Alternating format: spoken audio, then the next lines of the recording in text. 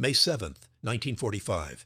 Radstadt, Austria. May The convoy of 1945. cream-colored In Mercedes a village of the sedans Austrian wound Alps, the through man the who once mountain commanded the roads like a Luftwaffe sits at funeral an American procession mess in table, reverse, his empire in sleek, ruins. You gonna eat incongruous, breakfast, Al? absurdly Fried chicken's better than pristine what you're used to in the against the bunker. scarred I'm not landscape hungry. of a Suit yourself. dying We'll Reich. keep the leg warm. For the record In the books. lead vehicle, Hermann Wilhelm Goering adjusted the weight of the Grand Cross of the Iron Cross against his silk tunic, feeling the metal warm from his body heat. Through the window he watched pine trees slide past, their shadows striping his face in alternating bands of light and dark. His fingers, heavy with rings, emeralds from Poland, rubies from France, diamonds whose provenance he'd long forgotten, drummed against the leather armrest. In his mind, he was already composing his opening remarks. Gentlemen of the Allied Command, I come to you as one statesman to another. He had practiced this. In the bathroom mirrors of a dozen borrowed estates during his flight south, he had rehearsed the slight bow, the extension of the hand, the smile that balanced dignity with appropriate humility. Not surrender, never surrender. Negotiation, that was the word. He was, after all, the second man in Germany. Hitler was gone, mad, dead, irrelevant. That left him. Reichsmarschall Hermann Göring, Commander-in-Chief of the Luftwaffe, President of the Reichstag, plenipotentiary of the four-year plan. A man who had shaken hands with Chamberlain, who had hosted Lindbergh, who understood the Americans and their pragmatic nature. They would need someone who could explain things, someone who could help them understand what had really happened, someone who could serve as a bridge. The leather suitcases piled in the trailing vehicles contained more than clothes. 16 matched cases held his decorations, every medal, every ribbon, every gleaming proof of his importance, arranged in velvet-lined trays like insects in a collector's case. 3 trunks contained jewelry, watches, cufflinks, ceremonial daggers with jeweled hilts. 2 more held art catalogs and lists, his insurance, his leverage. See, gentlemen, I can tell you where the treasures are. I can be useful. And of course, the morphine. Not much, just enough. A man of his stature, with his injuries, the old gunshot wound from the 1923 putsch still ached in cold weather, surely the Americans would understand the medical necessity. What Göring did not carry, could not carry, was any accurate sense of his own reality. The face that looked back at him from the car window was not the face the world saw. He saw the young ace from the First War, the poor Le Mérite gleaming at his throat, the man who had commanded Manfred von Richthofen's squadron. The world saw something else. 280 pounds of delusion wrapped in powder blue silk, a grotesque parody of martial authority, medals clattering against a body that strained the reinforced seams of a custom uniform. His fingernails, manicured and buffed to a high gloss, had never been dirtied by the ash of the cities his bombers had reduced to rubble. The rings that sparkled in the mountain sunlight had been pried from hands he'd never seen, stolen from homes he'd never visited, paid for in currencies of suffering he'd never personally witnessed. But Hermann Göring, on that spring morning with wild flowers blooming improbably in the ditches and the sound of distant artillery finally blessedly silent, believed utterly in his own narrative. He was coming to negotiate. He was coming as a statesman. He was coming to help the Americans understand. The convoy slowed. Through the windscreen he could see American soldiers, boys really, their uniforms still holding creases, their weapons held with the casual confidence of men who knew the war was over. The 36th Infantry Division. Texas men. He'd read about them in the intelligence reports. Good soldiers, hard fighters. But also, and this was crucial, provincial. They would be impressed. They would understand the significance of what was happening. They would treat him with the respect due to his rank. The car stopped. Göring's adjutant, a lieutenant whose name he could never remember, opened the door.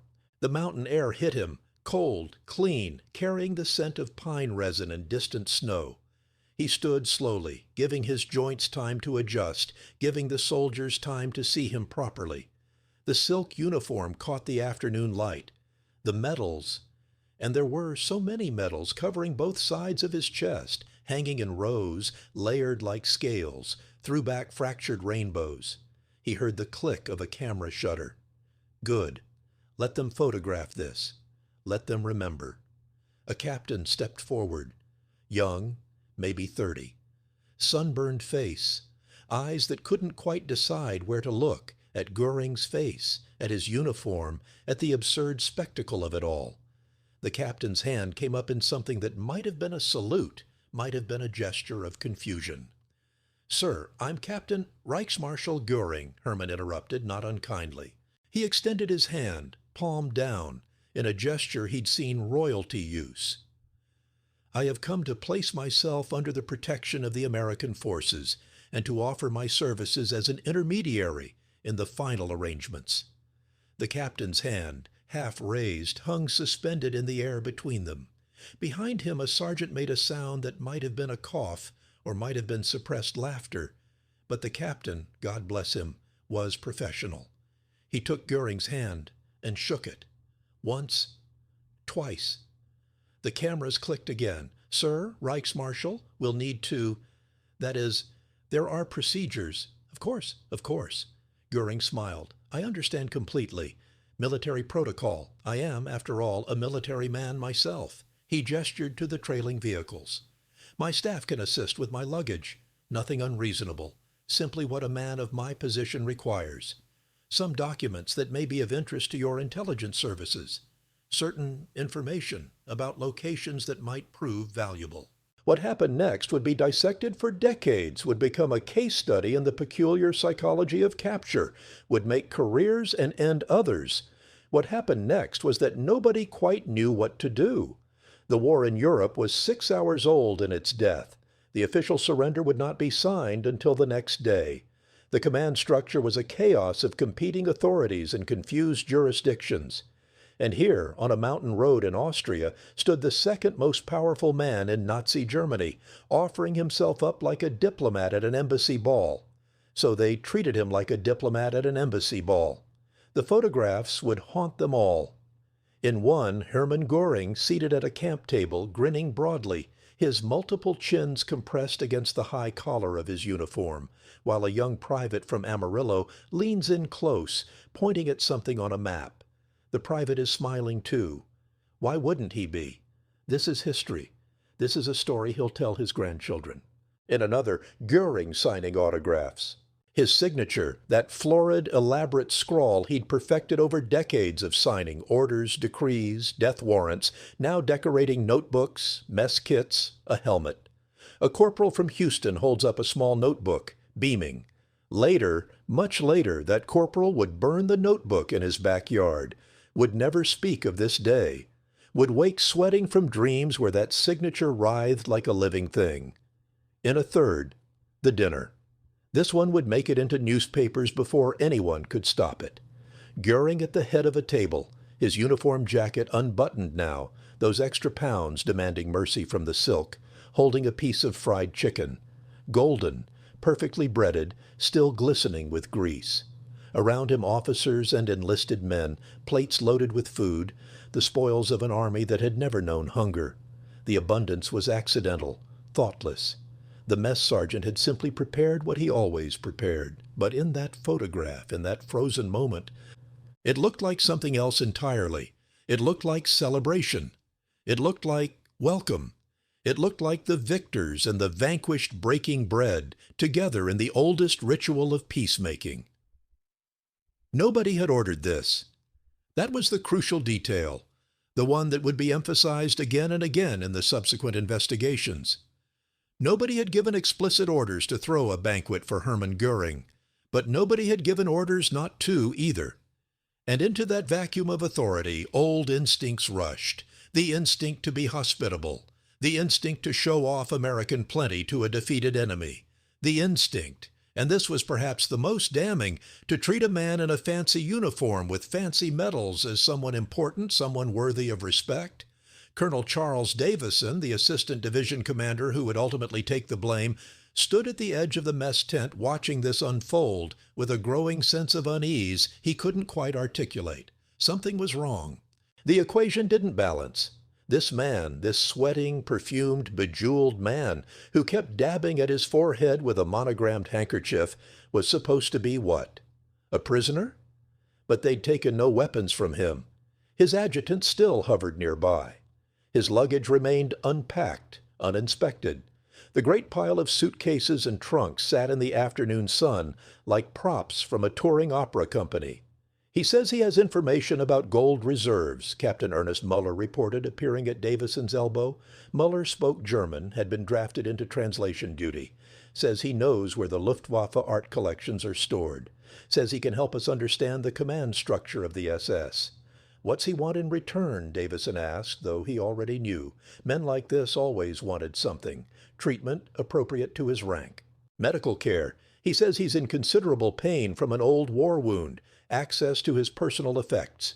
He mentioned several times that he's not a criminal, that he acted always within the bounds of military necessity, that he hopes to be useful to the occupation authorities. Davison watched Goering laugh at something a lieutenant had said. That laugh, high, almost girlish, utterly at odds with the bulk of the man. Get intelligence on the phone. Get division command. Get somebody who can tell me what the hell we're supposed to do with him. But the phones were chaos.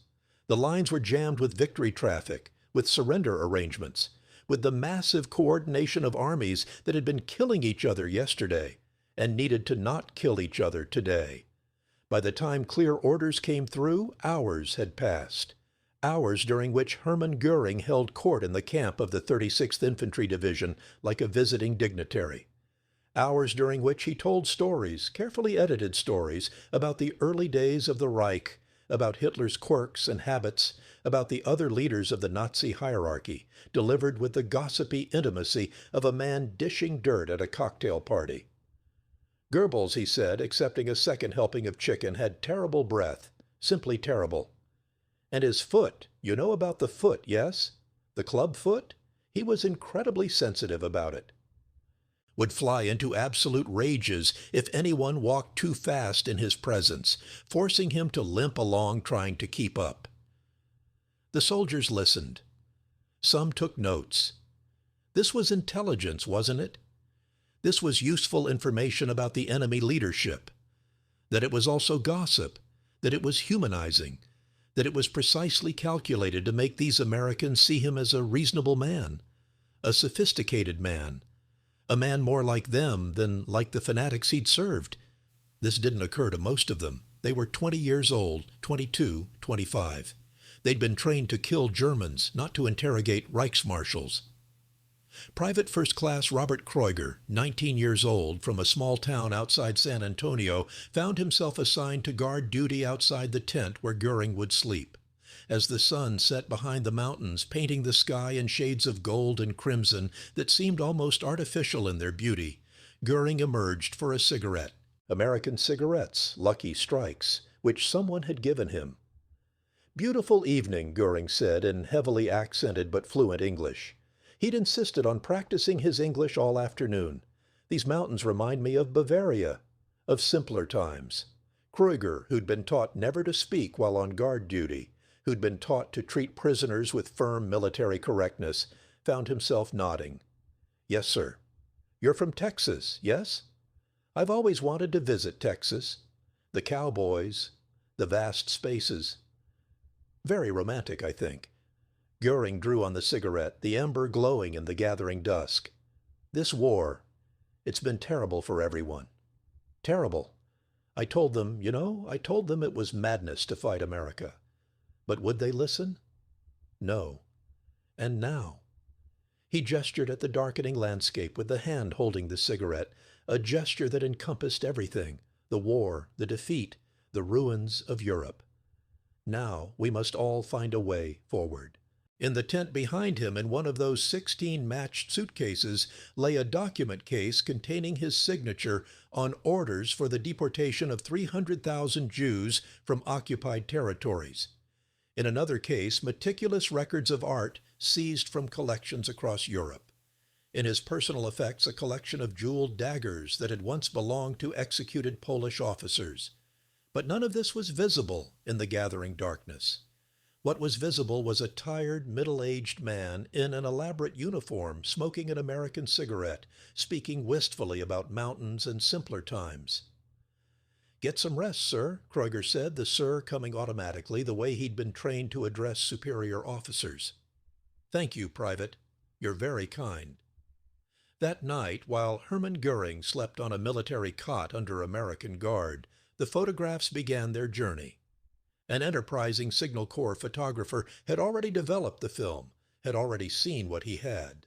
By dawn, prints would be on their way to press offices in Paris and London. By the following afternoon, they would be on Eisenhower's desk. Supreme Headquarters Allied Expeditionary Force, Reims, France, May 9, 1945.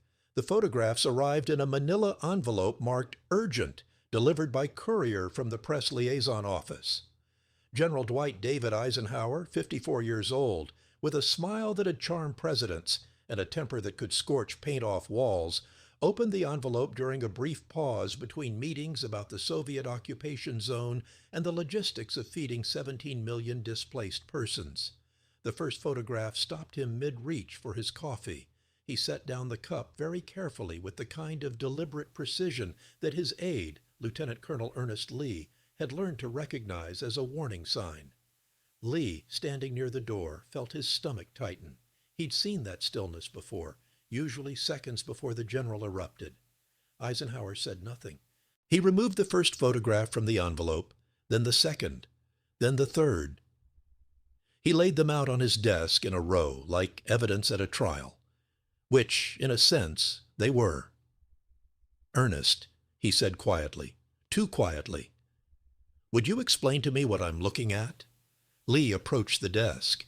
He'd already seen the photographs, had been the one to flag them as requiring the general's immediate attention. "Sir, those are from the 36th Infantry Division sector in Austria. That's Hermann Goering. He surrendered to them on May 7th. It appears," Eisenhower interrupted, his voice still soft, still dangerous, "that we threw a goddamn party for him." He picked up the photograph of the dinner. "Is that fried chicken?" "Yes, sir." "Is that our fried chicken? Are those our soldiers? Is that Nazi son of a bitch sitting at our table eating our food, smiling for our cameras, while my boys stand around him like he's Douglas MacArthur on a goodwill tour?" "Sir, the division reports indicate there was confusion about the proper protocol. Goering presented himself as a representative of—" "Representative?" Eisenhower's voice rose now, the famous temper finally breaking through. "Representative of what? A government that doesn't exist? A regime that murdered millions? He's a war criminal, Ernest. Not a diplomat. Not a visiting head of state. A war criminal. And we're giving him autographs?" He stood abruptly, the chair scraping against the floor. His face had gone red. That particular shade of crimson that his staff had learned meant someone's career was about to end. "Get me General Dahlquist on the phone, now. And get me someone from 7th Army Command. And while you're at it, get me someone who can explain to me how in God's name this happened, without a single officer noticing that something might be inappropriate about throwing a banquet for the second highest ranking Nazi in Germany." The shout echoed through the headquarters building. In the outer office, typewriters paused mid-keystroke. Officers froze in corridors. Everyone knew that tone. Everyone knew what it meant. Lee fled to make the phone calls. Eisenhower remained standing at his desk, staring at the photographs. The longer he looked, the angrier he became. Because it wasn't just the impropriety of it, though that was bad enough. It wasn't just the propaganda disaster this would be if the Soviets got hold of these pictures, though that was catastrophic. It was what these photographs revealed about a deeper failure, a failure to understand what they'd been fighting for, who they'd been fighting against. He'd seen the camps. Ohrdruf, just 3 weeks ago. He'd walked through the barracks, had smelled the smell that no amount of fresh air could ever completely erase from memory. He'd seen the bodies, stacked like cordwood, barely recognizable as human. He'd seen the living who looked like walking corpses, their eyes containing horrors that no witness could adequately describe. He'd ordered every available soldier to tour the camps, had insisted on photographs, on documentation, because had known even then, that someday people would try to deny this had happened. And now this. Now his soldiers were sharing dinner with one of the men who'd made it all possible. The phone rang. Lee's voice came through. "General Dahlquist on line 1, sir." Eisenhower grabbed the receiver. "General, I'm looking at photographs of Hermann Goering eating fried chicken with your men. Would you care to explain?" Major General John Ernest Dahlquist, commander of the 36th Infantry Division, a competent officer who'd led his men through Italy and France, found himself stammering like a cadet. "Sir, The situation was fluid. Goering presented himself as there was confusion about jurisdiction. Confusion. Eisenhower's voice could have etched glass. "Let me clarify the situation for you, General. Hermann Goering is a war criminal, not a prisoner of war, not a surrendering officer, a war criminal. He is to be stripped of all rank, all insignia, all privileges. He is to be placed in isolation under maximum security. His personal effects are to be seized and catalogued as evidence. Every medal, every jewel, every piece of silk underwear. Everything. Do I make myself clear?" "Yes, sir." "Absolutely clear, sir.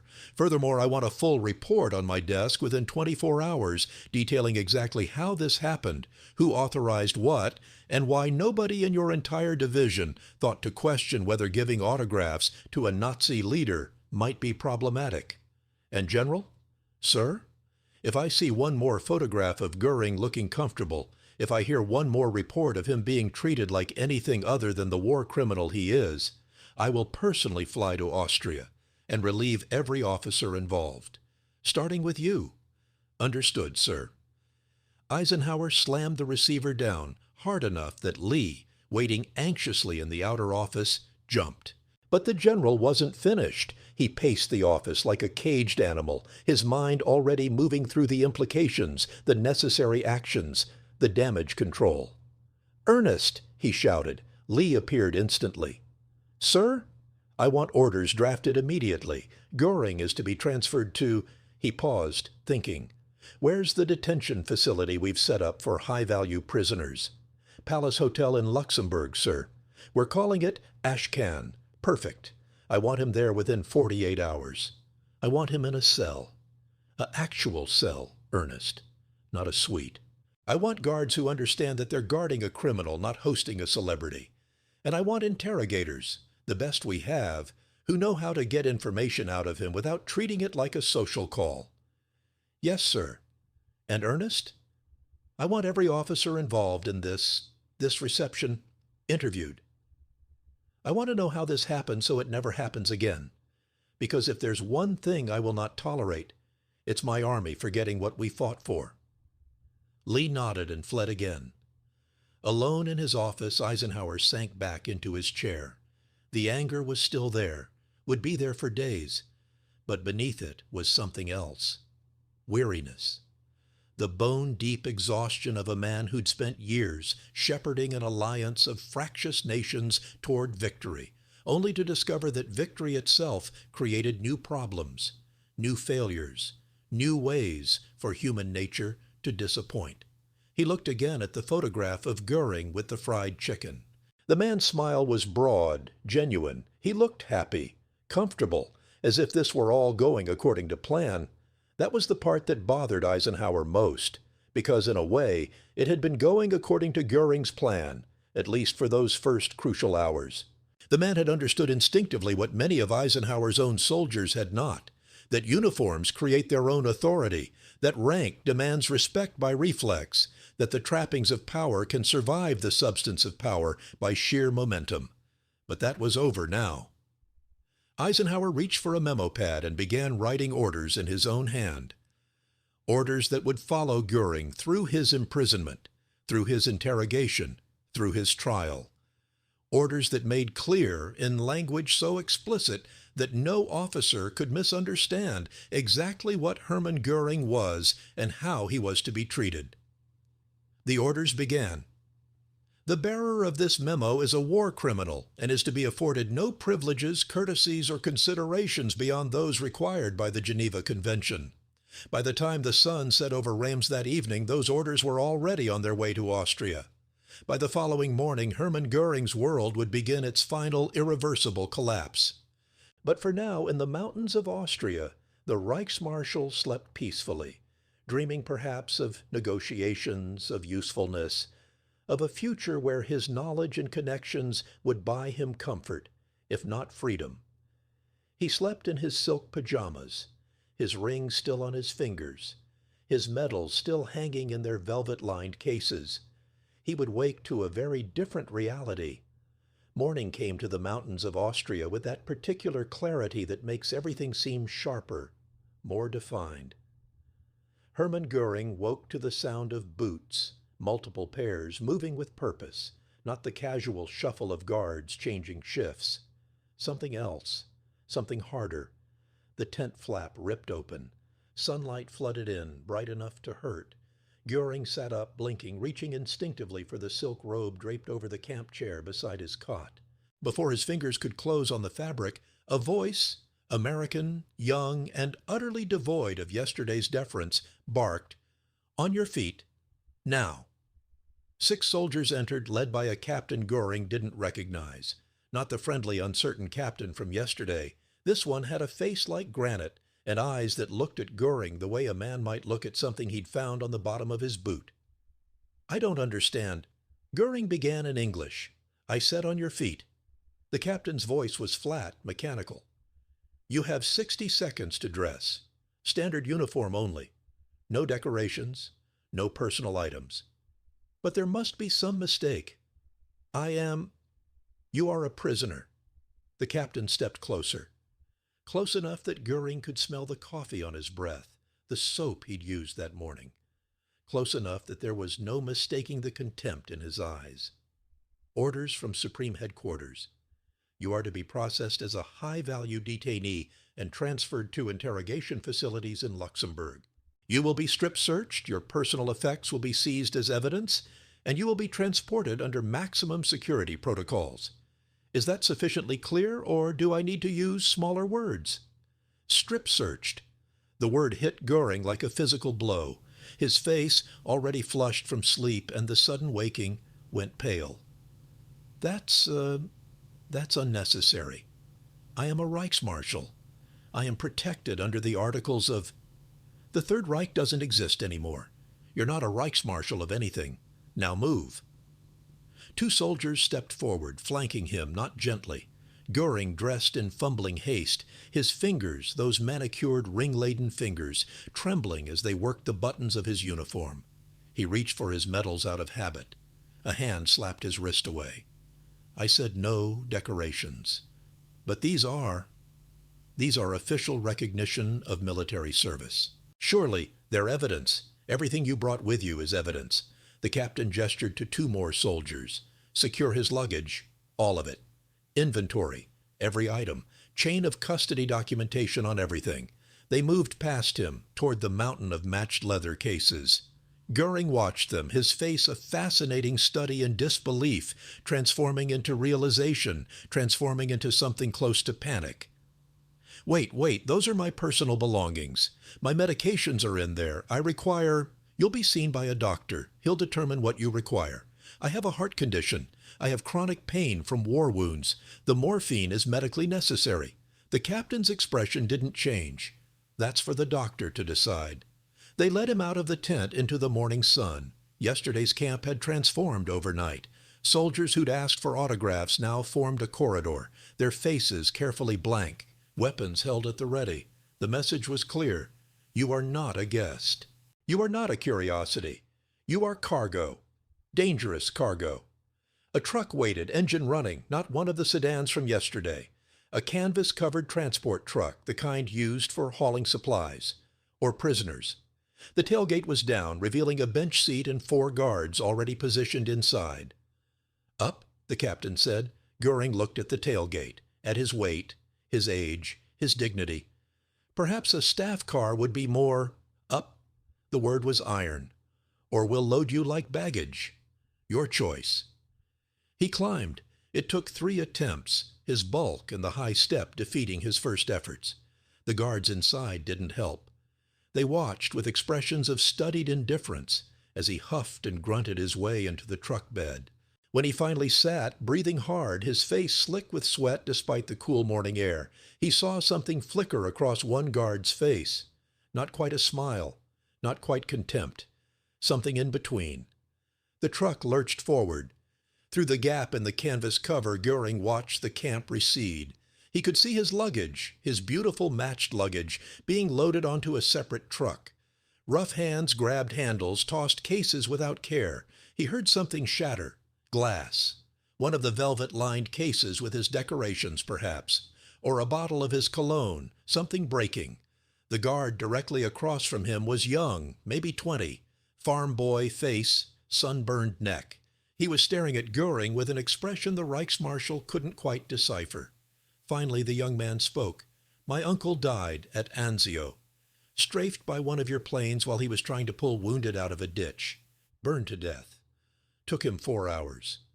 Goering opened his mouth to respond, to explain that war was war, that soldiers died, that the Luftwaffe had only been following orders, defending the fatherland. The words arranged themselves in his mind, familiar arguments polished by repetition.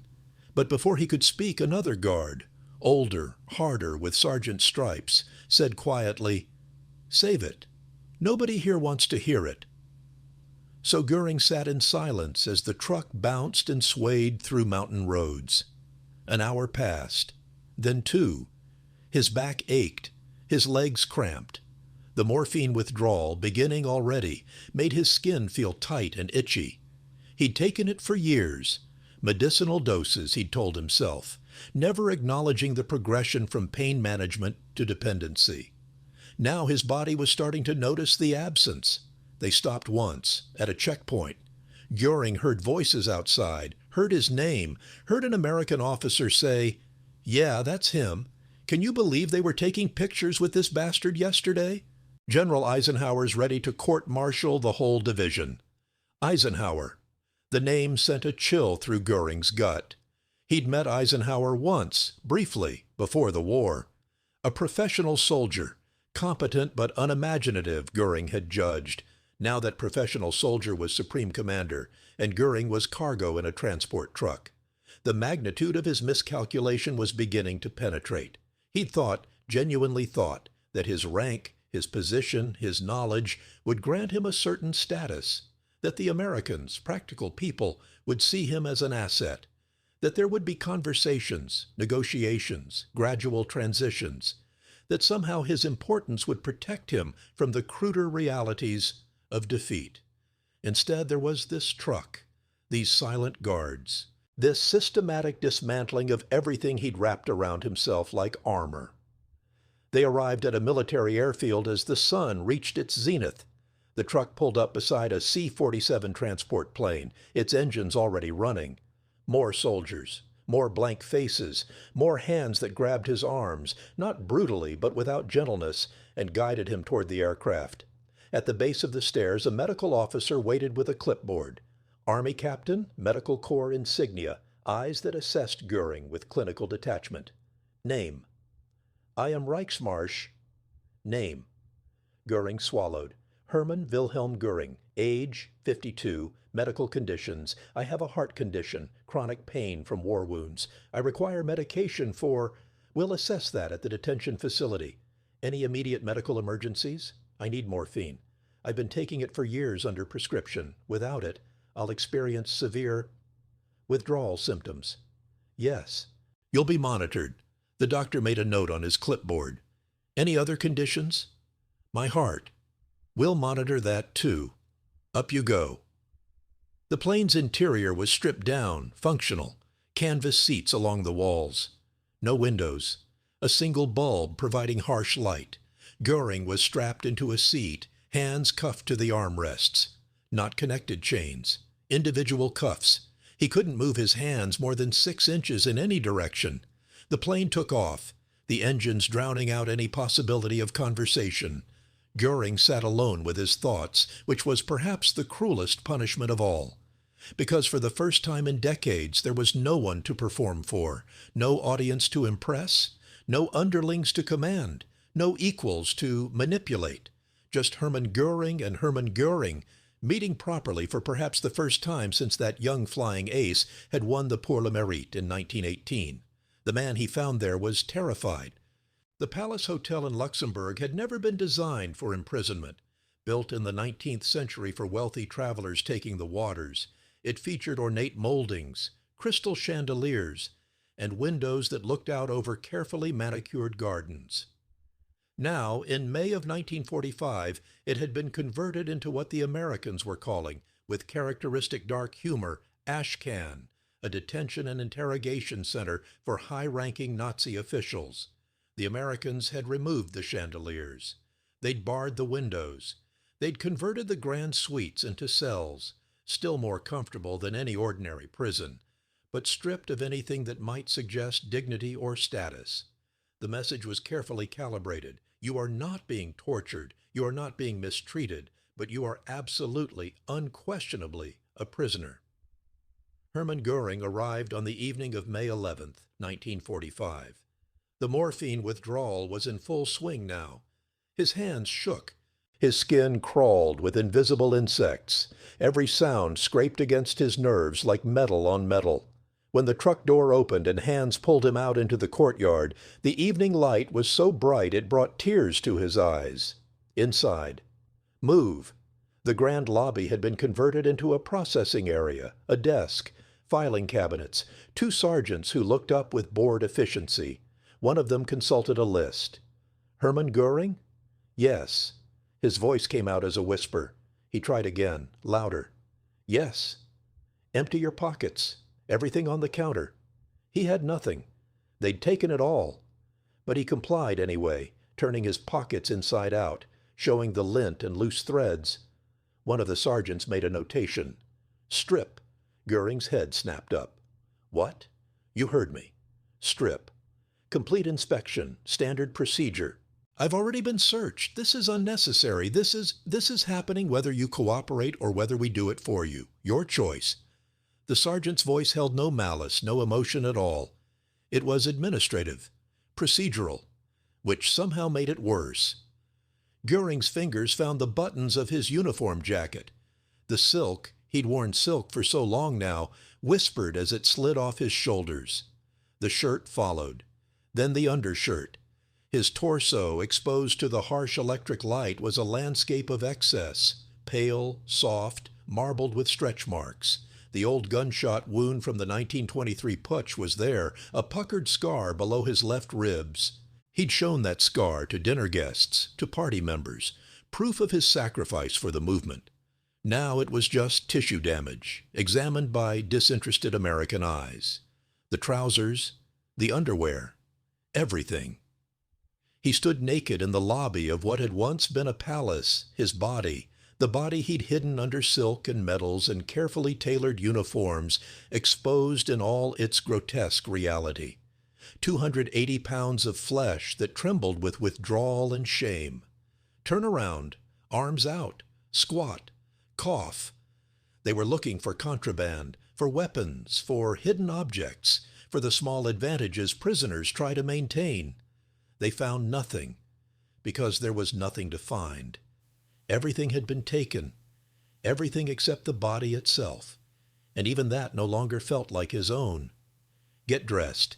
They threw him a prisoner's uniform, not silk, rough cotton, olive drab, standard issue. It hung on him wrong, cut for a soldier's frame, not his bulk. No belt. Belts could be weapons, could be used for suicide. The trousers kept slipping, forcing him to clutch at them with one hand. They led him down a corridor that still showed traces of its former elegance, marble floors, though scuffed now by military boots. Plaster cherubs on the ceiling, watching with blank eyes as the procession passed below. A guard unlocked a door and pushed it open. Home, sweet home. The cell was perhaps 12 feet by 15 feet.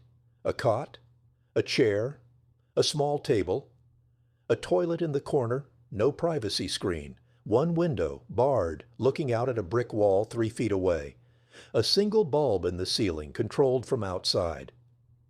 That was important. He wouldn't even control his own light. The door closed behind him with a sound like finality itself. A lock turned. Bolts slid home. Then footsteps receding, and silence. Hermann Goering sat on the cot and put his face in his hands.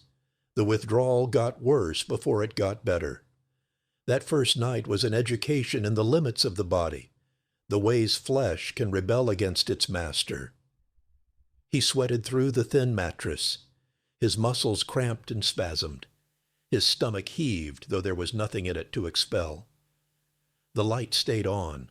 Some policy decision, some requirement for constant observation.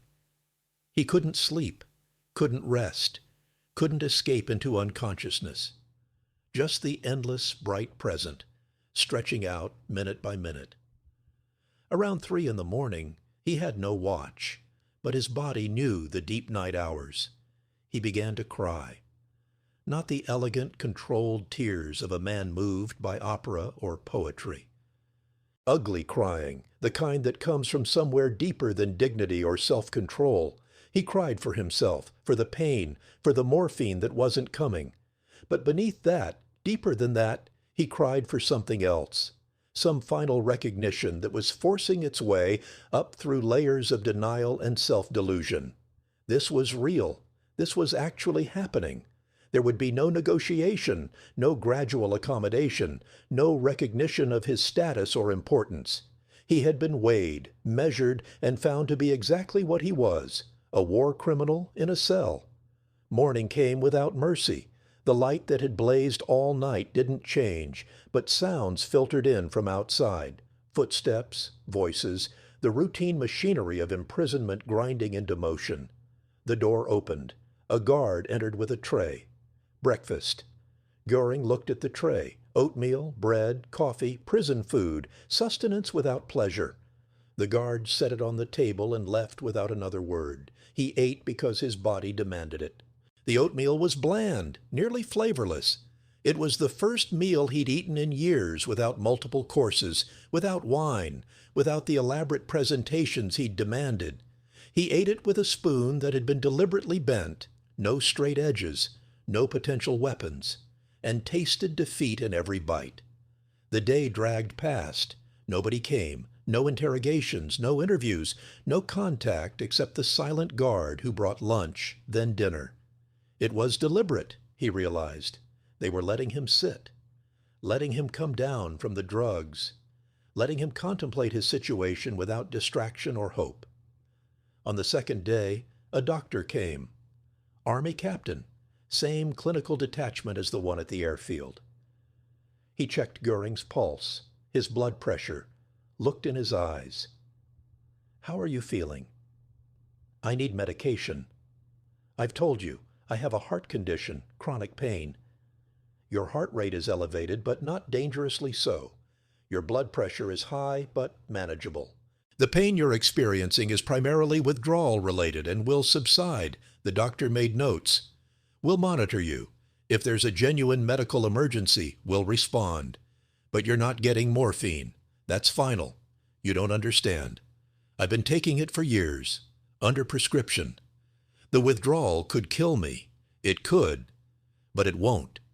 You're strong enough to survive this, whether you want to or not." The doctor left. Goering stood at the barred window, looking at the brick wall 3 feet away, and understood that this was a different kind of torture, not physical pain, though there was plenty of that, psychological dismantling. They were stripping away every layer of protection he'd built around himself, the morphine that softened reality, the silk that suggested refinement, the metals that proved importance, the deference that confirmed status. All of it gone. All of it revealed as costume, as performance, as desperate scaffolding holding up an edifice built on sand. By the 5th day, the worst of the withdrawal had passed. His hands still shook, but less violently. His skin still felt wrong, but he could bear it. His mind, no longer fogged by drugs, began to work again. And working, it reached the conclusion that survival demanded adaptation. He couldn't be Reichsmarshal anymore. That man was gone, discarded like the silk uniform, like the medals, like the illusion of importance. But he could be something else, something useful. The Americans wanted information. He would give them information. They wanted cooperation. He would cooperate. Not out of belief, not out of conversion, but out of the oldest human instinct, the will to survive. When the interrogators finally came on the sixth day, Hermann Goering was ready, or thought he was. The interrogation room was nothing special. A table, 3 chairs, walls painted institutional green, a single window with frosted glass that let in light but prevented any view of the outside world. Everything designed to be neutral, unremarkable, forgettable. Everything except the men who entered on the morning of May 16th, 1945. Colonel John Amen walked in first, tall, thin, with the kind of face that revealed nothing, a prosecutor's face, trained to listen without reaction. Behind him came Captain Gustav Gilbert, an American psychologist who spoke perfect German and whose job was not just to translate, but to analyze, to probe, to understand the architecture of the Nazi mind from the inside. They did not introduce themselves immediately. They sat down, arranged papers, created a moment of silence that stretched just long enough to become uncomfortable. Goering, brought in by guards and seated across from them, watched this performance with the wariness of a man who'd conducted his own interrogations, who understood the power dynamics of silence and waiting. Finally, Amen looked up. "Herr Goering," he said, "not Reichsmarschall, not even Mr., just the surname, stripped of all title. Thank you for meeting with us." The courtesy was deliberate. So was Goering's response. "I had little choice in the matter." A faint smile from Amen. "True, but we appreciate your cooperation nonetheless." He opened a folder, glanced at a paper, looked back up. "We have many questions. About your role in the Reich government, about the Luftwaffe, about various policies and decisions. But before we begin with specifics, I wonder if you might help us understand something more fundamental." "Yes?" "How did it all work? The machinery of it. Not the ideology, we have plenty of speeches and books about that. But the actual mechanics. Who made decisions? Who had authority over what? When Hitler gave an order, what happened next?" It was brilliant. Goering recognized it immediately and couldn't help but admire the technique. They weren't asking him to confess crimes. They weren't confronting him with evidence. They were asking him to explain, to educate, to demonstrate his knowledge and understanding. They were appealing to the one thing the morphine withdrawal and the stripped cell and the rough cotton uniform hadn't been able to touch, his ego. And Hermann Goering, despite knowing exactly what they were doing, couldn't resist. "It's more complex than most people understand," he began. "The Reich government wasn't a simple hierarchy. There were competing authorities, overlapping jurisdictions. Hitler deliberately created this structure. He believed competition between departments produced better results." Interesting. So when you, as head of the 4-year plan, needed to implement an economic policy, you couldn't simply issue orders? Not always. I might need cooperation from Speer's ministry, from Himmler's SS economic enterprises, from Goebbels if there were propaganda implications. The art was in coordination, in knowing who to approach, how to frame the proposal. Amen nodded, made notes. And when there were disagreements, conflicts between ministries, then it went to the Führer. He made final decisions. Always? Goering paused. This was dangerous ground, not always. Sometimes issues resolved themselves. Sometimes practical necessities overrode theoretical disputes. Can you give an example? And Goering did. He talked about steel allocation for the Luftwaffe versus the Wehrmacht, about conflicts with the SS over forced labor assignments, about economic planning and resource distribution. He talked for 2 hours, and in talking, he revealed the structure of Nazi governance from the inside, not through confession or admission, but through explanation, through the simple human desire to be seen as knowledgeable, competent, important. Gilbert, the psychologist, sat quietly through most of this, occasionally asking clarifying questions in flawless German. His job was different from Amen's. While the colonel gathered facts and information, Gilbert was gathering something else, a psychological profile, a map of Goering's mind, an understanding of which levers to pull and which buttons to push. That first session ended with courtesies.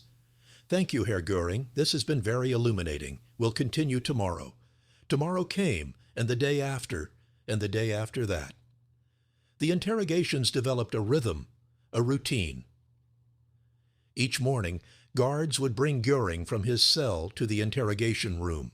Each morning, Amen and Gilbert would be waiting with new questions, new topics, new opportunities for Goering to demonstrate his knowledge. And slowly, carefully, they began to narrow the focus. "We've heard about art collections being seized in occupied territories. Can you explain the legal framework for that?" Goering shifted in his chair. Less comfortable now. There were various arrangements. Some pieces were purchased legitimately. Some were confiscated under military necessity. Military necessity. Art owned by enemies of the Reich, by those who'd fled, by Jews who'd forfeited their property rights. These fell under different regulations. And who determined what fell under which category? Silence. Then various authorities, the military government, the civil administration, the Reichsmarshal's office in some cases. Your office. Yes. Gilbert leaned forward slightly. "Herr Goering, we're not here to judge. We're trying to understand how decisions were made. When art was confiscated from Jewish owners, who made that determination? It was policy, Reich policy, not my personal decision. But the policy had to be implemented. Someone had to sign orders, assign personnel, arrange transportation. Who handled that for art seized in, say, France?" Another silence. Longer this time. Goering's face had gone carefully blank, the expression of a man who just realized he'd been led somewhere he didn't mean to go. "My office coordinated some of that, under authority delegated from the Führer." "So these orders would have your signature?" "Possibly. I signed many orders, thousands of orders." "Of course, we understand." Amen made a note, his face still neutral. Let's move on to a different topic. The Luftwaffe's role in occupied territories. This became the pattern. They would let him talk, let him explain, let him demonstrate his importance and knowledge. And then, carefully, they would guide him toward specifics, toward orders, toward decisions, toward the documentary evidence that would later appear at trial with his signature on it, undeniable proof of his direct involvement in war crimes. But Goering didn't see it happening. Or rather, he saw it, but couldn't stop it. Because stopping would mean admitting ignorance, would mean saying "I don't know" or "I wasn't involved," would mean diminishing his own importance. And Hermann Goering, even stripped of medals and morphine and silk, couldn't make himself small. The psychologist Gilbert understood this perfectly. In his private notes, later published in his memoir Nuremberg Diary, he wrote, "Goering's narcissism is both his strength and his fatal weakness. He cannot resist the opportunity to appear knowledgeable, important, central to events. Even when he understands the danger, he cannot help but place himself at the center of the narrative. We are not extracting information from him. He is volunteering it, compulsively, unable to diminish his own role, even to save himself." As the weeks passed, the interrogations grew more pointed. They had found Goering's records. 16 matched suitcases full of documents, catalogs, lists. They knew about the stolen art. They knew about the gold reserves. They knew about his personal enrichment from confiscated Jewish property. Now they needed him to explain it, to contextualize it, to provide the human testimony that would make dry documents come alive in a courtroom. We found records indicating that over 250 trainloads of art were shipped from France to Germany between 1940 and 1944. Can you explain the destination of these shipments? Goering's hands, which had finally stopped shaking from withdrawal, began to tremble again. Different tremor now, not physical but psychological. Some went to museums for preservation. The French couldn't be trusted to properly care for, and some went to Karen Hall. Your estate. Some pieces, yes. For temporary safekeeping, to prevent them from falling into the wrong hands. The wrong hands being the Soviets, looters, black market dealers. Amen slid a photograph across the table. It showed a room, Walls covered floor to ceiling with paintings, Rembrandt, Vermeer, Rubens, a treasure house of European art. Is this Karen Hall? Goering looked at the photograph. His face was a study in conflicting emotions. Pride at the collection he'd assembled. Fear at what it represented. And something else. Something like grief for a life that was gone. A world that was gone. A version of himself that had believed he deserved all of this. Yes. And these paintings, were they purchased legitimately, or were they temporarily safeguarded from their rightful owners? The silence stretched. In it, Hermann Goering could hear the sound of the trap closing. Not a sudden snap, but a gradual tightening, coil by coil, breath by breath. The situation was complex, he said finally. Different pieces had different provenances. Some were purchased. Some were acquired through official channels. The Reich had policies about art in occupied territories. I was implementing those policies. Following orders? The phrase hung in the air. It would become infamous later, the default defense of Nazi officials. I was just following orders. But for now, in this interrogation room, it sounded less like a defense and more like what it was, an admission of guilt wrapped in the thinnest possible excuse. I was part of the government, Goering said carefully. I participated in policy formation and implementation, but the overall direction came from the Führer. Gilbert spoke for the first time in an hour. His voice was soft, almost sympathetic. Herr Goering, may I ask you something personal? Goering looked at him warily. Yes. When did you stop believing? In the ideology, in the mission, in the righteousness of what you were doing. When did it change from belief to simply continuation? The question landed like a physical blow. Goering's face went through several expressions in rapid succession: anger, denial, defensiveness, before settling on something uncomfortably close to honesty. I don't know that it ever... That's not... He stopped, started again. You must understand, we believed we were saving Germany, restoring its greatness. The Treaty of Versailles had humiliated us, impoverished us. We were putting Germany back together. The methods may have been harsh, but the times were harsh. And the Jews, the camps, the mass killings, harsh methods for harsh times? I didn't. The camps were Himmler's domain. The SS. That wasn't Luftwaffe business. I wasn't involved in... Amen pulled out another document. This is a transcript of a meeting from January 20th, 1942. Wannsee. The topic was the final solution to the Jewish question. Your deputy Paul Kerner attended as your representative, which means you knew. You were informed. You were part of the planning. Goering stared at the document. His lips moved slightly as if he were trying to form words, but couldn't find them. Finally, I knew there were relocations. I knew conditions were harsh. But the details, I wasn't directly... You weren't directly involved in the murder of 6 million Jews. You just knew it was happening, provided resources for it, signed orders that facilitated it, and profited from the confiscated property of the victims. Is that your testimony? The walls of the interrogation room seemed to contract. The frosted window let in light but no air. Goering felt as if he were drowning in that neutral, green-painted space. I want to be clear, he said, and his voice had changed. The smoothness was gone. The confident explanation, the sophisticated justification. What remained was something rawer, more desperate. I was a soldier. I followed orders. I served my country. If crimes were committed, they were committed by the regime as a whole, not by individuals. I'm willing to take responsibility for my actions as part of that regime, but I will not be made a scapegoat for... No one's making you a scapegoat, Herr Goering. Amen's voice was quiet. We're simply establishing facts. What you did, what you knew, what you signed. The judgments will come later. For now, we're just gathering truth. But Goering understood, finally and completely, that the truth was going to kill him. Not metaphorically, literally. The truth contained in those documents, in those signatures, in those orders he'd signed without thinking, because he'd been important, because he'd been powerful, because he'd never imagined a day when those signatures would be evidence in his own trial. That night back in his cell, Hermann Goering did not sleep.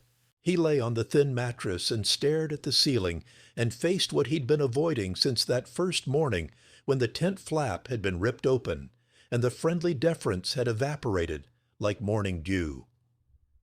He was going to die. Not in battle, not in glory, not in some dramatic finale befitting a Reichsmarschall, but on a gallows, convicted as a war criminal judged by the victors, executed like a common murderer. The question was not whether. The question was how to face it. And in the darkness of his cell, with no morphine to soften the edges and no silk to wrap around his failing dignity, Hermann Goering began to plan his final performance. The International Military Tribunal convened in Nuremberg on November 20th, 1945. The choice of venue was deliberate. Nuremberg, where Hitler had staged his massive rallies, where the Reichstag had passed the race laws, where the mythology of the thousand-year Reich had been most carefully cultivated. Now it would be the site of the reckoning. The Palace of Justice was a massive neo-Renaissance building that had survived the Allied bombing largely intact, though the city around it lay in ruins. The Americans had spent months preparing it, constructing a courtroom large enough to hold the defendants, the judges, the prosecutors, the press, and the weight of history itself. Translators sat in glass booths providing simultaneous interpretation in English, French, Russian, and German. Cameras recorded everything. This trial would be documented with a thoroughness that matched the crimes themselves. Hermann Goering arrived in early October, transferred from Ashcan, along with the other high-ranking prisoners. The journey itself was a lesson in how completely the world had changed. He traveled in a military transport, shackled under heavy guard. No silk uniform now, standard prisoner's clothing, shapeless and drab. His weight had dropped dramatically. Forced diet and the absence of morphine had stripped away 40 pounds, revealing a face that was beginning to show his age, his exhaustion, the toll of 6 months in custody. The Nuremberg prison was attached to the Palace of Justice by a covered walkway. Each prisoner had an individual cell, 8 feet by 13 feet, a cot, a table, a toilet, a single window barred and high that let in light but offered no view. Guards watched through a peephole in the door 24 hours a day. Every 15 minutes, day and night, a guard would look in to confirm the prisoner was still alive. The Americans had learned their lesson after Robert Ley. The head of the German Labor Front had hanged himself with a towel in his cell. There would be no more suicides, not before the trial. Goering's cell was number 5. The number had no significance, but he would assign it meaning in the months to come. Everything became a symbol, a metaphor, a way to maintain some sense of control over a reality that had spiraled completely beyond his grasp. Captain Gilbert, the psychologist, visited him regularly, not as an interrogator now, but as an observer, a chronicler of the Nazi mind in extremis. Gilbert would later publish his observations, providing one of the most detailed psychological portraits of the Nuremberg defendants. His notes on Goering were particularly extensive. "He's trying to organize the other prisoners," Gilbert wrote in late October. "I watched him in the exercise yard today. He was holding court, quite literally, talking to Ribbentrop, to Keitel, to Frank, giving them advice on how to handle the trial. We must maintain dignity," he told them. "We were soldiers and statesmen. We acted on behalf of our nation. We must not grovel or beg for mercy." He's attempting to create a unified defense strategy. But more than that, he's trying to reassert dominance. Without his uniform, without his medals, without his morphine, all he has left is force of personality. And he's using it. The trial began with the reading of the indictment. 4 counts: conspiracy to wage aggressive war, crimes against peace, war crimes, and crimes against humanity. 24 defendants, though only 21 would actually stand trial. Martin Bormann was being tried in absentia, whereabouts unknown. Robert Ley was dead by his own hand. Gustav Krupp was deemed too senile to stand trial. The defendants sat in 2 rows in the dock, a special enclosure built to hold them all. Goering sat in the front row, position number 1. Whether by design or accident, he'd been placed at the end, the most prominent position, the one that naturally drew the eye. If he noticed the irony that even in defeat, even in disgrace, he occupied the spotlight, he gave no sign. The first weeks of the trial were devoted to the prosecution's opening statements and the presentation of documentary evidence. Mountains of it. Orders, memos, telegrams, reports, the paper trail of genocide, preserved by German bureaucratic efficiency. Films, too. The Allies had documented the liberation of the camps, and now those films were shown in the courtroom. Bergen-Belsen, Dachau, Auschwitz. Bodies stacked like cordwood. Living skeletons with eyes that held horrors beyond description. The machinery of death, gas chambers, crematoriums, the industrial process of mass murder. The courtroom watched in silence. Some of the defendants looked away. Some covered their faces. Some wept. Goering sat very still, his face carefully composed into an expression of dignified attention. When the lights came back on, he leaned over to the prisoner beside him, Hans Frank, the Governor-General of occupied Poland, and whispered, "Propaganda. They're trying to shock us into admissions." But that night, back in his cell, alone except for the guard's eyes at the peephole, Goering stared at the ceiling and saw those images again. Not as propaganda, as reality, as the logical conclusion of policies he'd helped implement, orders he'd signed, a system he'd helped build.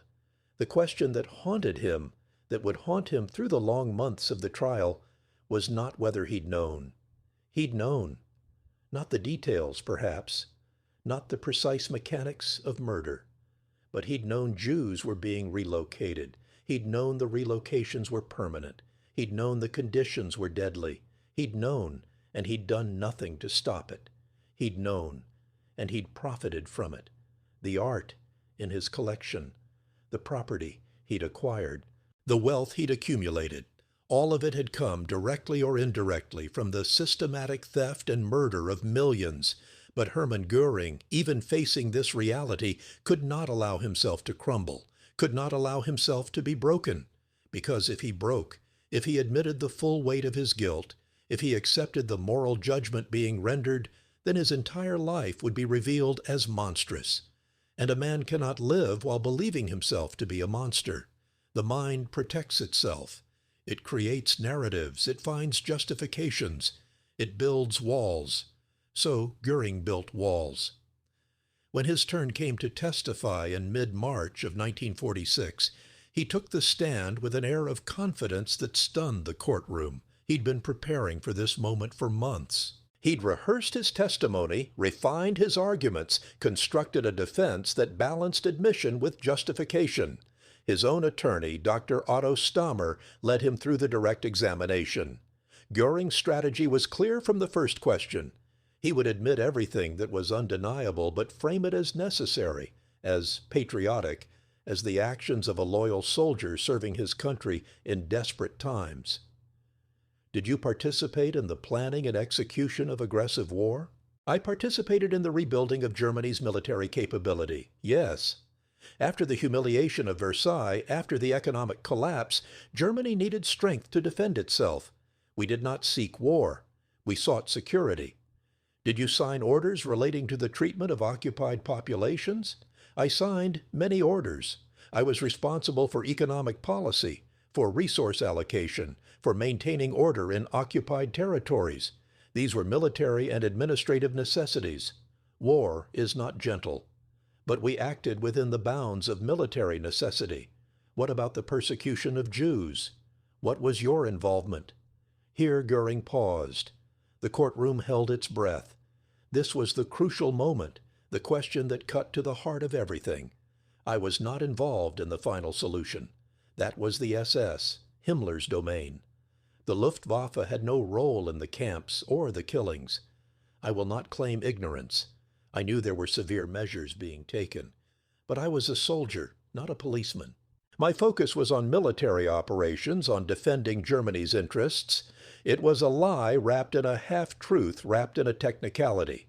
Yes, the Luftwaffe hadn't run the death camps, but Goering had been part of the government that created them. He'd been present at meetings where Jewish policy was discussed. He'd profited from Jewish property. His signature appeared on orders that facilitated the Holocaust. But he was trying to create distance, to suggest that knowledge without direct participation somehow absolved him of responsibility.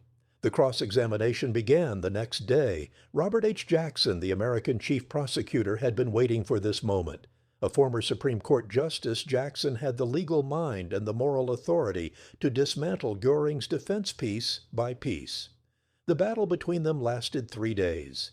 Jackson presented documents, orders signed by Goering, memos bearing his initials, transcripts of meetings he'd attended, each one contradicting some element of his testimony, each one proving involvement, knowledge, participation. You testified that you knew nothing of the final solution. Let me read you a transcript from a meeting on January 20th, 1942. The Wannsee Conference. Your deputy Paul Kerner attended as your representative. The subject was the systematic murder of Europe's Jews. You're telling this tribunal your deputy attended a meeting about genocide and didn't report back to you? I may have been informed in general terms, but I did not know the specific methods. I did not know about gas chambers. You didn't need to know about gas chambers. You knew Jews were being killed. That was enough. You had the authority to stop it. You had access to Hitler. You could have protested. You could have resigned. You did neither. You profited from it instead. Jackson slid a photograph across. Goering's collection at Karen Hall, hundreds of paintings, sculptures, treasures. Where did these come from, Reichsmarshal? Who were their previous owners? How many were Jewish families whose property you confiscated before sending them to their deaths? Goering's face flushed. I acquired those pieces legally, through proper channels. If some came from Jewish collections, it was because they were state property by that point, properly transferred according to Reich law. Reich law. Jackson's voice dripped with contempt. The same Reich law that declared an entire people less than human. The same Reich law that legalized theft and murder. You're hiding behind legality when you helped write the laws. You're claiming you were just following orders when you were the one giving them. You're trying to appear as a soldier when you were an architect of genocide. The courtroom was utterly silent. This was more than cross-examination. This was moral judgment delivered with the force of righteous fury. Goering's defense crumbled under the assault, not all at once, not obviously. But document by document, question by question, Jackson dismantled the carefully constructed narrative. By the time the cross-examination ended, Goering's attempt to portray himself as a misunderstood soldier had been revealed for what it was, a desperate fiction created by a man who could not face the truth about himself. The trial dragged on through the spring and summer of 1946. 218 court sessions, 33 witnesses for the prosecution, 61 for the defense. More than 100,000 documents entered into evidence. The sheer weight of testimony and evidence created its own psychological pressure, a gradual suffocation under the accumulated proof of guilt. Goering attended every session. He sat in the dock day after day, listening as the case against him and his co-defendants mounted. Sometimes he took notes. Sometimes he dozed, brief moments of escape that the guards would interrupt by clearing their throats or shifting their positions. Mostly he watched, his face a mask that occasionally slipped to reveal the calculations beneath. In the evenings, back in his cell, he was different. Gilbert, the psychologist, continued his visits, and in those private moments Goering would sometimes drop the performance. Not completely, never completely, but enough to reveal the man behind the Reichsmarshal. "Do you ever think about the victims?" Gilbert asked one evening in July. The question was direct, almost brutal in its simplicity. Goering was silent for a long moment. Then, "Abstract millions are impossible to comprehend. One can understand the death of a single person, 10 people, perhaps even 100. But 6 million? The number is too large. It becomes a statistic, not a tragedy." That's Stalin's observation. One death is a tragedy. 1 million deaths is a statistic. Stalin understood power. Goering's voice was flat. He understood that governance at scale requires a certain detachment. You cannot run an empire while weeping over every casualty. Is that how you justified it? Detachment? Necessary casualties in service of some greater good? I justified nothing. I served Germany. That was my duty. If the methods were harsh, if mistakes were made, if innocent people suffered, these are the tragedies of war and revolution. But the fundamental purpose was righteous. Germany had been destroyed by Versailles, humiliated, impoverished. We were rebuilding. We were restoring greatness. By murdering Jews, by invading peaceful nations, by enslaving millions. Goering's face hardened. You're American. Your country was built on the displacement of indigenous peoples. Your economy ran on slavery for generations. Your bombs destroyed entire cities, Dresden, Hamburg, Tokyo. Don't lecture me about moral purity. Winners write history. You won, so your atrocities become necessary measures. We lost, so ours become crimes against humanity. Gilbert made a note. The argument was familiar. Goering had used it before. It was intellectually coherent in a way, this moral equivalency, but it ignored scale, ignored intent, ignored the difference between the crimes committed during war and the crimes that were the purpose of war. The Allies had killed civilians. The Nazis had industrialized genocide. These were not the same thing, though Goering desperately needed them to be. The prosecution rested its case on August 27th. The defense had already presented its arguments. Now came the waiting, weeks while the judges deliberated, while the world held its breath, while the defendants lived in a strange limbo between past and future. Goering used the time to prepare. Not for acquittal, he was far too intelligent to believe that was possible. For death, specifically for the manner of his death. He'd decided with absolute certainty that he would not hang. Hanging was a criminal's death, a shameful death, unworthy of a soldier. He would demand a firing squad, an honorable military execution. And if they refused, if they insisted on the gallows, he had an alternative plan. The cyanide capsule had come from somewhere. The Americans never definitively determined how. It might have been hidden in his luggage, overlooked during searches. It might have been smuggled in by a sympathetic guard, though no guard ever admitted it. It might have been concealed in his toiletries, in the false bottom of a container, in any of 100 places. The Americans had been thorough, but Hermann Goering had been preparing for capture since the moment Germany began losing the war. He'd had time to make arrangements. He'd hidden it well. Through the months at Ashcan, through the transfer to Nuremberg, through the countless searches and inspections. A small brass capsule, no larger than a bullet containing potassium cyanide. His insurance policy. His escape route. His final act of control in a world where everything else had been stripped away. The verdict came on September 30th and October 1st, 1946. Each defendant was called individually before the tribunal to hear their fate. Goering was first, standing in the dock while the presiding judge, Lord Justice Geoffrey Lawrence, read the judgment. On the counts of the indictment on which you have been convicted, the International Military Tribunal sentences you to death by hanging. Goering's face showed nothing. He'd expected this. But the method, hanging, not firing squad, that was a blow. He stood rigid as the sentence was pronounced, then sat down with careful dignity. Around him, other defendants received their verdicts. Death for Ribbentrop. Death for Keitel. Death for Frank. Life imprisonment for Hess, for Raeder. Acquittal for Schacht, for Fritzsche, for von Papen. 12 death sentences in total. The executions were scheduled for October 16th, 1946, in the early morning hours. 2 weeks. Goering had 2 weeks. He immediately submitted a petition to the Control Council, the Allied authority governing occupied Germany. The petition requested commutation of the sentence from hanging to firing squad. He argued military tradition, soldiers' honor, the customs of war. The petition was formal, respectful, and completely futile. The denial came back on October 14th, 2 days before the scheduled execution. The sentence would be carried out as pronounced: death by hanging. Goering read the denial in his cell, alone except for the guard's eyes at the peephole. He'd known it would be denied. The Allies had made clear they would show no mercy, grant no special considerations. But he'd needed to try, needed to exhaust the official channels, needed to establish that he'd sought honor through proper means before taking matters into his own hands. That night he wrote letters, 3 of them carefully composed in his neat handwriting. One to his wife Emmy, imprisoned in her own right, awaiting denazification proceedings.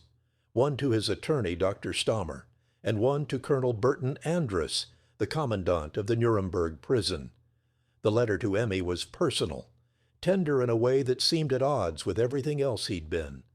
He wrote about their daughter Etta, about his hopes that she would grow up proud of her father, that she would understand he'd served Germany with loyalty and courage. He wrote about his love, about his regrets, though the regrets were carefully vague, focused more on losing than on what had been done to achieve victory. It was the letter of a man who still, even now, couldn't quite see himself clearly. The letter to Stammer thanked him for his defense, expressed satisfaction with how the trial had been conducted, maintained that history would eventually exonerate him. It was performance, legacy management, the construction of a myth he hoped would outlive the reality. The letter to Andrus was different. It was a statement, a declaration, a final assertion of will. In it, Goering explained that he'd always intended to take his own life rather than submit to hanging, that he'd hidden the means throughout his captivity, that a Reichsmarshal could not and would not die on a gallows. The letter was discovered later, after everything was over, and it read like a victory speech. "I would have given my life for you any time," he wrote, referring to Germany. "The sentence of death did not surprise me. I expected it. I wanted to show the victors that Germans can die bravely. I wanted to spare the German people the ignominy of having their Reichsmarshal hanged." On the night of October 15, 1946, as the other condemned men tried to sleep through their final hours, Hermann Goering prepared for his exit. The prison was under the strictest security. Guards watched through peepholes every 15 minutes. Lights stayed on. Nothing sharp, nothing that could be used for suicide, was allowed in the cells. But Goering had his capsule.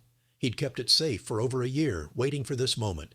At some point, the exact time was never determined, he bit down on the brass capsule. The potassium cyanide released instantly, flooding his mouth with the taste of bitter almonds. Death came in seconds. The poison disrupted cellular respiration, essentially suffocating him from the inside.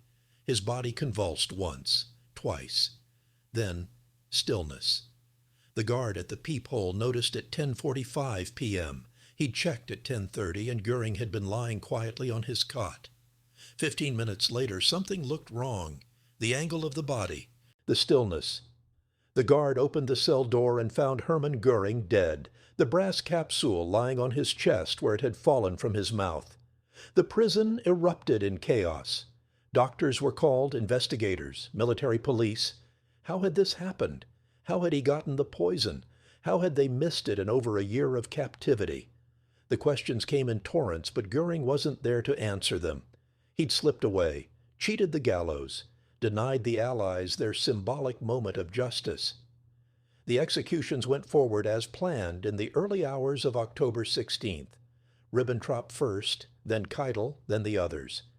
Each man walked to the gallows in the prison gymnasium, climbed the 13 steps, stood on the trap door while the noose was fitted around their neck. The trap fell. Some died quickly, others struggled, the drop insufficient to break their necks cleanly, leaving them to strangle slowly. It was not dignified, it was not heroic. It was exactly what Goering had feared. But Goering wasn't there. His body lay in a different room, awaiting the same fate as the others despite his suicide, cremation and disposal of the ashes.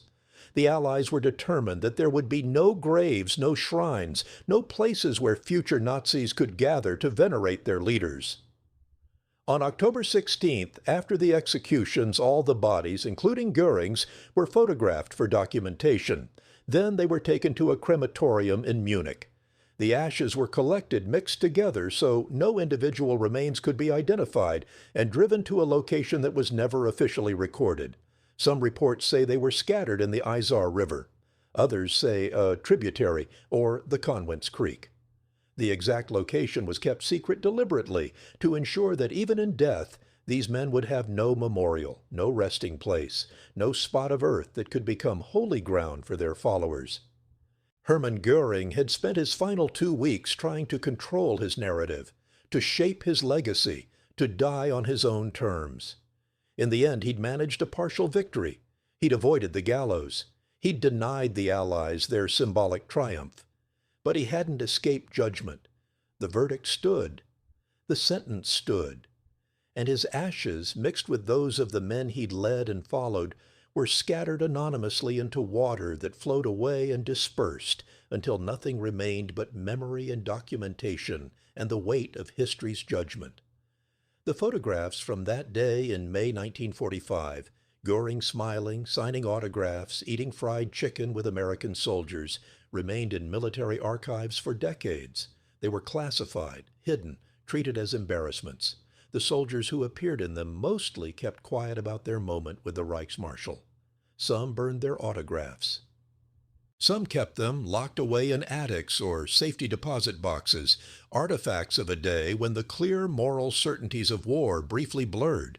Captain Ernest Muller, who'd served as translator during those first hours, would later say in an interview, "We didn't understand what we were looking at. We saw a man in uniform with medals, and we treated him the way we'd been trained to treat high-ranking officers. It took Eisenhower's fury to make us see him clearly, not as a general, but as a criminal." That's the seductive danger of authority. It creates its own legitimacy, its own gravity. You have to actively resist it, actively choose to see through it. We didn't. And for a few hours, we became part of his performance. The lesson was absorbed, slowly and painfully, by the American military. Protocols were established. Training was revised. Future wars would see clearer distinctions between prisoners of war and war criminals, between military courtesy and moral clarity. But the lesson came too late for that day in Austria, when abundance met delusion and created a moment of absurdity that Eisenhower's rage could condemn but not erase. Hermann Goering had believed until almost the very end that his importance would protect him. That knowledge could be traded for comfort. That authority once granted could never be entirely taken away. His final act, the suicide that cheated the gallows, was his attempt to prove he'd been right, that he retained some measure of control, that he could still direct his own fate. But the ashes scattered in an unnamed tributary told a different story. In the end, importance was no protection. Knowledge bought no mercy. Authority, stripped away layer by layer, revealed nothing beneath but a man who'd built his life on foundations that could not bear the weight of truth. The chicken dinner became a footnote in history, a strange and embarrassing moment in the final days of World War II, but it contained within it a larger truth about power, about performance, about the human tendency to grant respect to the symbols of authority, even when the authority itself has become monstrous. The Texas soldiers who shared that meal with Goering were not evil men. They were simply men caught in a moment of confusion, responding to instincts and training that had been designed for a different situation. And Goering, sitting at that table with fried chicken in his hand and medals on his chest, was performing the role he'd rehearsed his entire life. The important man, the sophisticated statesman, the military leader, worthy of respect. That the role had become a lie didn't stop him from playing it, couldn't stop him. Because to stop would be to acknowledge what he'd become, what he'd always been beneath the silk and medals and carefully constructed mythology. A man who'd helped murder millions and couldn't face that truth. A man who'd wrapped himself in importance, because without it, he was nothing. A man who chose to die rather than hang, because the manner of death was the last script he could control. The photographs remain. The chicken dinner remains. The fury remains. And the question remains, echoing through decades, how do we see through authority to the human beneath? How do we distinguish between the uniform and the man, between the title and the truth? How do we maintain moral clarity when power presents itself in familiar forms, speaking the language of legitimacy, claiming the protections of custom and rank? Hermann Göring died believing he'd won a final victory, but history rendered a different verdict. He was weighed, he was measured, and he was found to be exactly what he'd always been, not a Reichsmarshal, not a statesman, not a soldier, just Hermann Wilhelm Göring, war criminal.